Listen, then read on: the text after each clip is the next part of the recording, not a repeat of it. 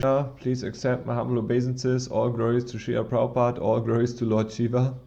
Today I got this highly offensive email. Shiva Living Das, a timeless series. Don't miss these extraordinary talks and stories of Shiva Living Das. In this new 5-episode series, Sadhguru guides us towards a state of being dead when you are alive, a state being referred to as living Das. So you can see the face of Lord Shiva is totally impersonal, no eyes, no mouth, total Mayavadi.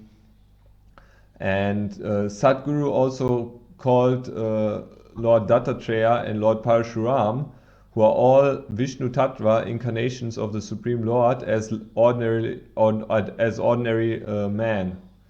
So this is highly offensive, and this Shiva, the living Das, is absolutely bogus.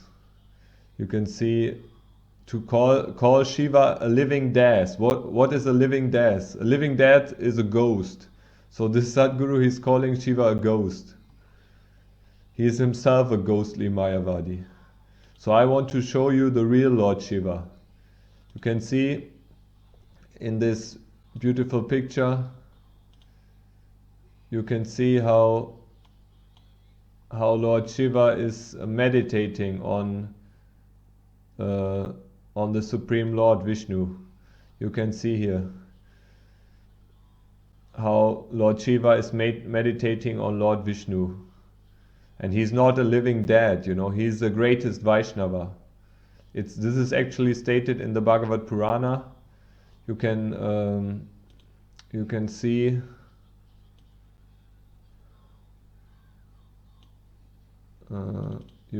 here. Srimad Bhagavatam, 12th canto, 13th chapter, 16th verse. Nimna ganam yata ganga, devanam achyuto yata, vaishnavanam yata shambhu, purananam idam tata. Translation: just as the Ganga is the greatest of all rivers, Lord Achyuta, the supreme among deities, and Lord Shambhu, Shiva, the greatest of Vaishnavas, so Srimad Bhagavatam is the greatest of all Puranas.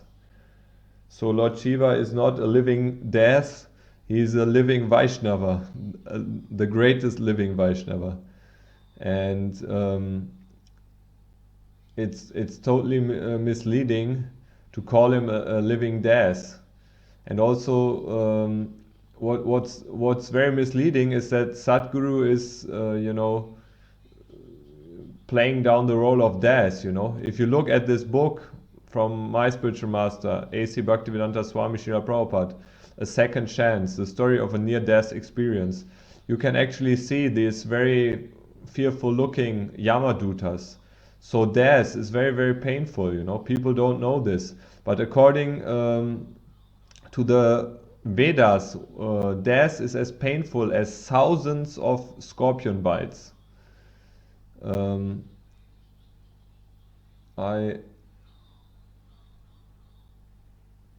I was researching this. Somebody wrote a book here. That's the book Journey Beyond Death, a comparative study of Dr. Ani Besant and Srila Prabhupada.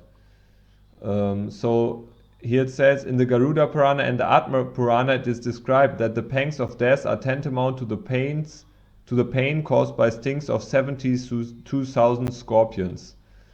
And you can read here another lecture. At the time of death, my throat will be choked with kapha, vata and pitta. Where's the question of remembering you? How can I remember you? So painful. I have heard that at the time of death it is so painful and is compared to the pains of 1,000 scorpion bites. That much pain one experience. Anyone here was bitten by a scorpion? 2 Indians? Yes, in the village scorpion bites are very common. In a house, rats, snakes, scorpions everywhere is there. And in the West, if you see a cockroach in your home, you get scared. But for us it is very simple. I've been bitten by a scorpion in my house and I know how painful it is. It is very painful. You will jump up and down. Imagine 10,000 scorpions biting. that much pain. So this is a lecture from Bhakti Purushottama Swami. So you can just imagine how painful death is. And these Mayavadis, they're misleading people, you know. You should actually read this book A Second Chance, you know, if you really want to know what happens as death, you know. Especially in the modern society, people are engaged in so much sinful activity that these Yamadutas, these horrible messengers of death, will come and they will drag the soul with ropes and beat him and torture him. So death is very, very painful. So even from this perspective, if you call Lord Shiva a living death, it's very, very offensive. So I wanted to give you the real Lord Shiva, according to the Srimad Bhagavatam. So you can see demigods approaching Lord Shiva. From Srimad Bhagavatam 4.6, Brahma satisfies Lord Shiva, 4.6.33. The translation: the demigod saw Lord Shiva sitting under that tree, which was competent to give perfection to mystic yogis and deliver all people. As grave as time eternal, he appeared to have given up all anger. Purport: in this verse, the word Maha Yoga Maye is very significant. Yoga means meditation on the Supreme Personality of Godhead, and Maha Yoga means those who engage in the devotional service of Vishnu. Meditation means remembering, Smaranam. There are 9 different kinds of devotional service, of which Smaranam is one process. The yogi remembers the form of Vishnu within his heart. Thus there were many devotees engaged in meditation on Lord Vishnu under the big banyan tree. The Sanskrit word Maha is derived from the affix Mahat. This affix is used when there is a great number or quantity. So Maha Yoga indicates that there were many great yogis and devotees meditating on the form of Lord Vishnu. Generally, such meditators are desirous of liberation from material bondage, and they are promoted to the spiritual world, to one of the Vaikunthas. Liberation means freedom from material bondage or nescience. In the material world, we are suffering life after life because of our bodily identification, and liberation is freedom from that miserable condition of life. Translation: Lord Shiva sat there, surrounded by saintly persons like Kuvera, the master of the Guyakas, and the 4 Kumaras, who were already liberated souls. Lord Shiva was grave and saintly. Purport: the personalities sitting with Lord Shiva are significant because the 4 Kumaras were liberated from birth. It may be remembered that after their birth, these Kumaras were requested by their father to get married and beget children in order to increase the population of the newly created universe. But they refused, and at that time Lord Brahma was angry. In that angry mood, Rudra, or Lord Shiva, was born. Thus they were intimately related. Kuvera, the treasurer of the demigods, is fabulously rich. Thus, Lord Shiva's association with the Kumaras and Kuvera indicates that he has all transcendental and material opulences. Actually, he is the qualitative incarnation of the Supreme Lord. Therefore, his position is very exalted. Translation: the demigods saw Lord Shiva situated in his perfection as the master of the senses, knowledge, fruitive activities, and the path of achieving perfection. He was the friend of the entire world, and by virtue of his full affection for everyone, he was very auspicious. Purport: Lord Shiva is full of wisdom and tapasya, austerity. One who knows the modes of work is understood to be situated on the path of devotional service to the Supreme Personality of Godhead. One cannot serve the Supreme Personality of Godhead unless one has achieved full perfectional knowledge in the ways and means of performing devotional service. Lord Shiva is described here as Adishvara. Ishvara means controller, and Adishvara means particularly controller of the senses. Generally, our material contaminated senses are apt to engage in sense gratificatory activities. But when a person is elevated by wisdom and austerity, the senses then become purified and they become engaged in the service of the Supreme Personality of Godhead.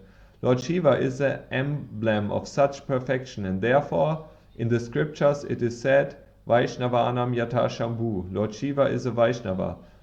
Lord Shiva, by his actions within this material world, teaches all conditioned souls how to engage in devotional service 24 hours a day. Therefore he is described here as Loka Mangala, good fortune personified for all conditioned souls. So this is a big blow for the great Mayavadi Sadhguru, who thinks that Lord Shiva is a living death, and who also thinks that Parashuram is an ordinary man and Dattatreya is an ordinary man. No, these are Vishnu Tattvas, incarnations, avatars of the Supreme Lord, and it's very offensive to call them an ordinary man. And this is a highly bogus teaching that Sadhguru made up. And my advice to Sadhguru, go back to teaching Hatha Yoga. Don't teach things that you don't understand, because you yourself said you never read the Vedas, and you never studied the Vedas from a bona fide acharya like A.C. Bhaktivedanta Swami Srila Prabhupada or Ramanujacharya or Madhvacharya or Vishnu Swami, and that's why you completely misunderstand Lord Shiva. Better teach what you know about, teach about Hatha Yoga, but don't teach about the Vedic wisdom, which you clearly don't understand. Because for the ordinary persons, death is very painful. They get carried away by the Yamaduta to the death planet, Yamaloka, and they get punished for their sinful activities. And you cannot imitate Lord Shiva. Just like Lord Shiva drank an ocean of poison, so many of the Shiva followers, they try to take poisons or intoxicants, to imitate Lord Shiva. But you can't do this. You have to follow the orders of Lord Shiva. And Lord Shiva himself is saying in his incarnation as Adi Shankaracharya, Bhaja Govindam, Govindam Bhaja Mudamate. Fool, worship Govinda. And he's also saying in the Bhagavatam, he's also teaching about Vishnu worship, and he was saying to Parvati, Ishvara Uvacha, Shri Rama Rama Ramiti, Rame Rame Manorame Sahasranama Tatulyam, Shri Rama Nama Varanane. One name of Rama is equal to 1,000 names of Vishnu. So Lord Shiva is not a living death. Lord Shiva is the greatest Vaishnava who's constantly chanting the name of Vishnu and is also teaching this to other people. Om Namah Shivaya. All glories to Lord Shiva.